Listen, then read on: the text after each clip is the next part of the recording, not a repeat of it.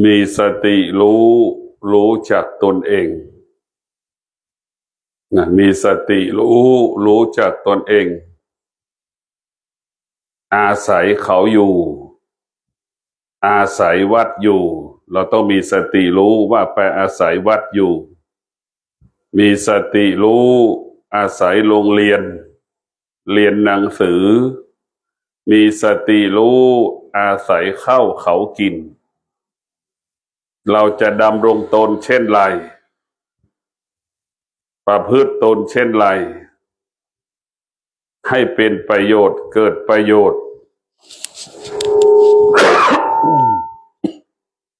เป็นประโยชน์เกิดประโยชน์ต่อสถาบันคือวัดต่อสถาบันคือโรงเรียนนะเป็นประโยชน์ต่อครูพี่เลี้ยงที่ดูแลเรามีสติรู้สึกตัวว่าออกจากบ้านมาเรียนหนังสือนะมีสติรู้ว่าเราเป็นสามเณรนะเรามีสติรู้ว่าเป็นสามเณรถ้าเด็กสามเณรรูปไหนอยากเป็นเด็กก็สึกออกจากเป็นสามเณรไปเป็นเด็กเช่นสามเณรออกไปซื้อของเนี่ยเวลายามหลังเที่ยงเนี่ยยังมีเนรหลายรูปอย่างเงี้ยถ้าทำเห็นอีกทีจะให้สึกเลยไม่ให้อยู่ออกไปซื้อของที่ร้านนี่นะบอกเลยนะสามเณรตัวเล็กๆแอบมาซื้อของต่อไปจะให้สึกไม่รู้จักตนเองข้าวก็ให้กิน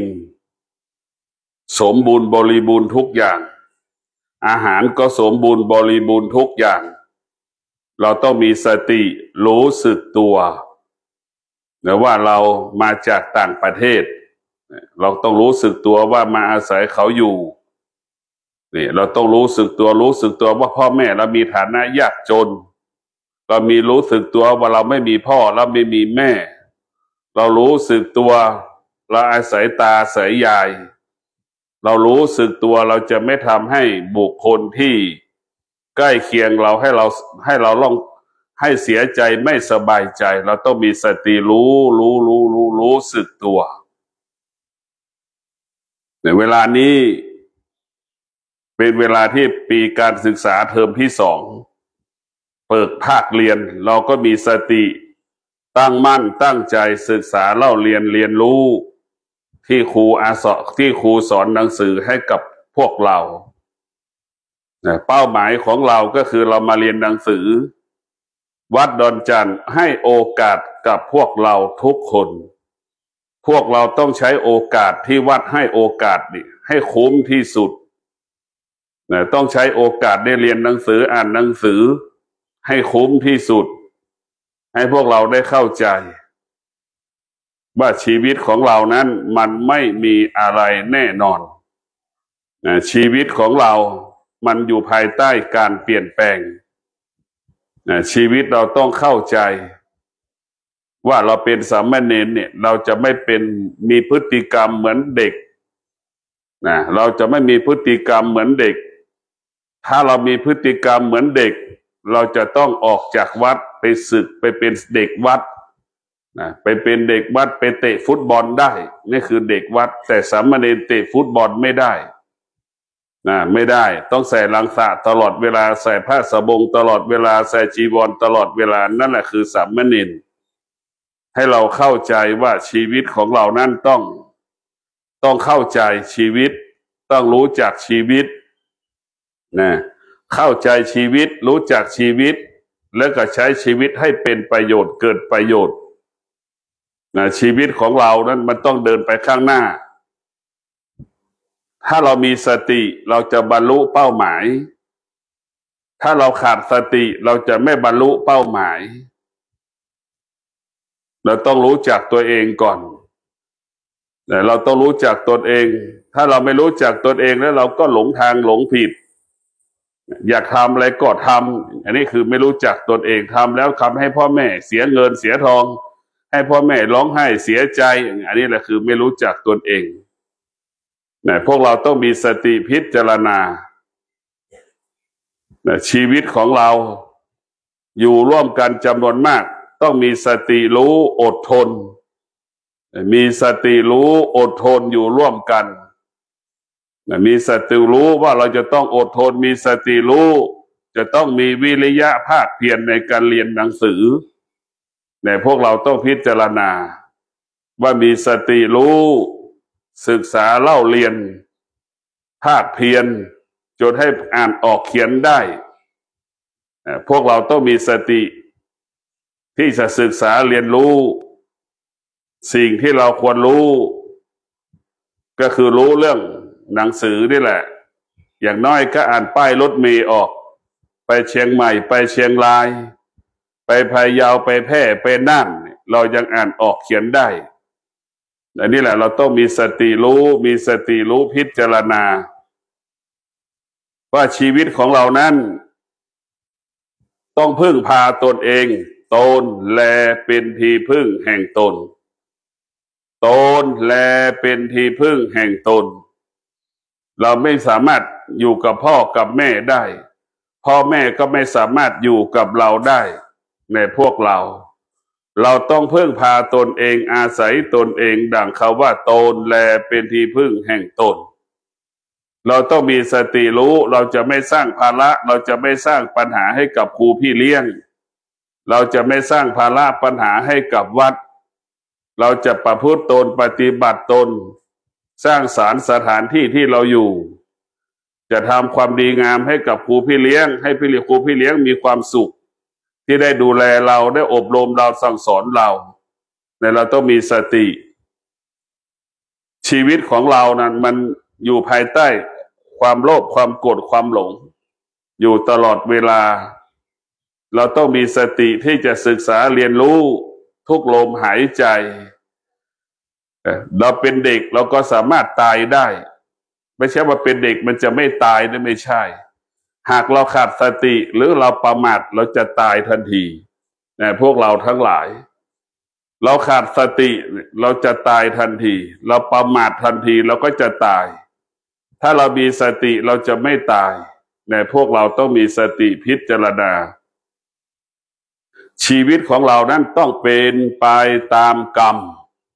ไม่มีใครลิขิตชีวิตเรามีแต่ตัวเราลิขิตชีวิตตนแลเป็นที่พึ่งแห่งตนลิขิตชีวิตเราประพฤติตนตามกฎระเบียบของวัดเราก็สามารถอยู่วัดได้จนจบการศึกษายามใดขาดสติยามใดไม่ปฏิบัติตามกฎระเบียบของวัดเราก็ไม่สามารถอยู่กับวัดได้เราก็ต้องออกจากวัดก็ต้องศึกสถานเดียวเท่านั้นไม่สามารถจะออกจากเป็นสามเณรไปได้เพราะฉะนั้นพวกเราต้องพิจารณาชีวิตของเรามันต้องเดินด้วยสติกินนอนด้วยสติตื่นนอนด้วยสติมันจึงบรรลุเป้าหมายเรากินนอนด้วยสติเราต้องบรรลุเป้าหมายชีวิตของเราต้องพิจารณาสติเป็นสิ่งสำคัญสติเป็นสิ่งจำเป็นสติเป็นสิ่งสำคัญเมื่อเรามีสติเราก็มีความตั้งมั่นดำรงตนเป็นสามเณรที่ถูกต้องดำรงตนวิริยะภาคเพียรสนใจใส่ใจเรื่องการศึกษาแต่พวกเราต้องมีสติพิจารณาแบบนี้อย่างนี้ชีวิตของเราถ้าเรามาอยู่อาศัยแล้ว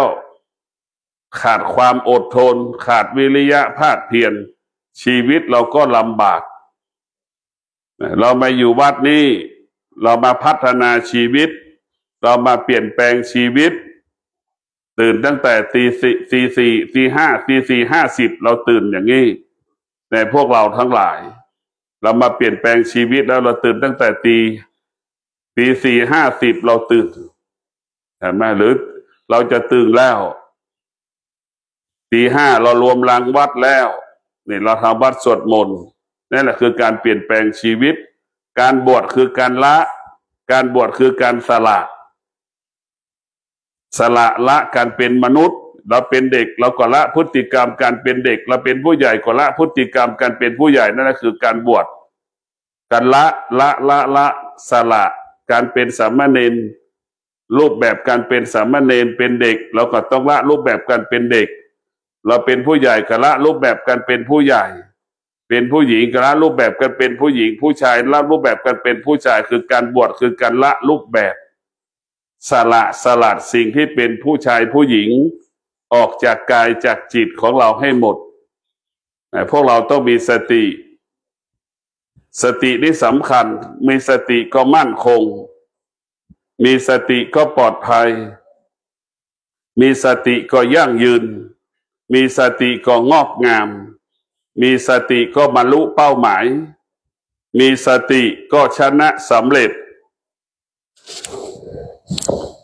มีสติก็ชนะสำเร็จพวกเราได้เข้าใจแล้วว่าอดทนชนะสำเร็จ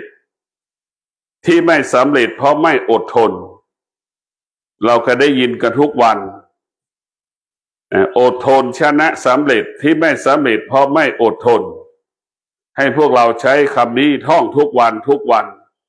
จะโมโหให้ใครไม่พอใจใครไม่สบายใจเมื่อไหร่ก็ต้องคิดถึงอดทนชนะสำเร็จอดทนชนะสำเร็จเราคิดถึงความอดทนเป็นหลักเมื่อเรามีความอดทนเราก็จะมั่นคงชีวิตก็ปลอดภัยคิดสิ่งใดก็สำเร็จพูดสิ่งใดก็สำเร็จทำการใดก็สำเร็จคนที่มีคุณค่าก็คือคนที่มีความอดทนสามเณรรูปไหนมีความอดทนสามเณรรูปนั้นจะมีค่าอดทนเก็บกวาดทำความสะอาดเรียกว่านั่นแหละมีค่าสามเณรคนไหนขาดความอดทนกับขี้เกียจขี้ค้านสามเณรรูปนั้นก็ไม่มีค่าของคนอยู่ที่ธรรมะคือความอดทนคนจะมีค่าก็คือคนที่มีความอดทนนี่แหละคนที่หมดค่าก็คนที่ขาดความอดทนโลกจะมีค่าโลกมีความอดทนโลกจะหมดค่าเมื่อโลกขาดความอดทนโลกขาดความอดทนก็เป็นที่รังเกียจของพ่อแม่โลกที่มีความอดทนเป็นที่รักของพ่อแม่เราจะเป็นลูกที่รังเกียจหรือจะเป็นลูกที่รักเราก็เลือกเอาเองเราจะเป็นคนที่มีค่าหรือจะเป็นคนไม่มีค่าเราก็ต้องพิจารณาเอาเพราะฉะนั้นพวกเราทุกคนวันนี้ปีการศึกษา2568เทอมภาคการศึกษาปีที่เทอมที่2ก็ขอให้พวกเราตั้งใจตั้งมั่นศึกษาเรียนรู้ตั้งมั่นตั้งใจศึกษาเรียนรู้แล้วก็ยังต้องอดทนอดกั้นเคารพกฎเกณฑ์กติการะเบียบวินัยประพฤติตนดำรงตนให้มีระเบียบให้มีวินัยก็ขอให้พวกเราเจริญรุ่งเรืองงอกงามก้าวหน้ายิ่งขึ้นไปขอเจริญพร